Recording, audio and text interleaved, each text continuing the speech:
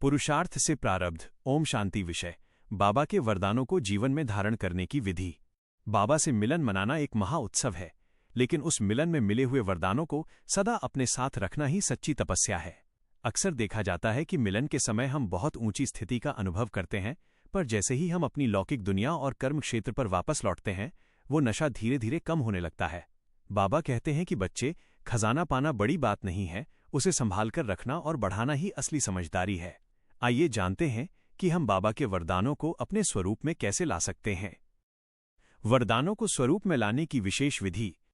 सबसे पहली विधि है वरदान को स्मृति का तिलक बनाना।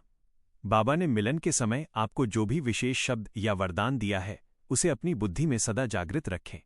सुबह उठते ही सबसे पहले उस वरदान को दोहराएं और स्वयं को याद दिलाएं कि मैं वही आत्मा हूं जिसे स्वयं भगवान ने ये वरदान दिया है। जब स्मृति समर्थ होती है तो समर्थी अपने आप आ जाती है। दूसरी गहराई है वरदान को कर्म में लाना। वरदान केवल सुनने या बोलने के लिए नहीं होते, बल्कि उन्हें अपने व्यवहार में ढालने के लिए होते हैं। यदि बाबा ने आपको शांति के अवतार का वरदान दिया है, तो दिन भर की हर परिस्थिति में अपनी शांति को भंग न होने दें। जब हम वरदान के आधार पर कर्म करते हैं, तो वो वरदान हमारे संस्कार का हिस्सा बन जाता है। तीसरी बात है व्यर्थ के लीकेज को रोकना। जैसे एक बर्तन में छेद हो तो उसमें कितना भी अमृत डालो, वो टिकता नहीं है। वैसे ही यदि हम मिलन के बाद फिर से व्यर्थ की बातों पर चिंतन या देह अभिमान में आ जाते हैं, तो वरदानों की शक्ति धीरे धीरे समाप्त हो जाती है। इसलिए अपनी शक्तियों को बचाकर रखें और फालतू की बातों से दूर रहें। चौथी और सबसे प्रभावी विधि है वरदानों का दान करना। ईश्वरीय खजानों की यह विशेषता है कि इन्हें जितना बांटा जाता है, ये उतने ही बढ़ते हैं।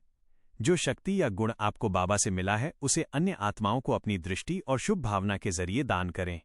जब आप दूसरों को सुख देंगे, तो बाबा का वो वरदान आपके अंदर और भी गहरा होता जाएगा। बाबा का वरदान एक ऐसी ढाल है जो हमें माया के हर वार से बचाती है। बस हमें हर पल बाबा की याद के छत्रछाया में रहना है। जो बच्चा बाबा की याद में लवलीन रहता है, उसके लिए वरदान केवल शब्द नहीं, बल्कि उसका जीवन बन जाते हैं। मेडिटेशन संक्षिप्त अभ्यास। मैं एक भाग्यवान आत्मा हूं। बाबा के वरदानों का हाथ मेरे सिर पर है।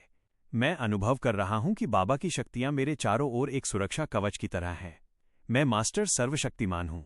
बाबा ने मुझे जो पवित्रता और प्रेम का वरदान दिया है, वो मेरी रग रग में समा रहा है।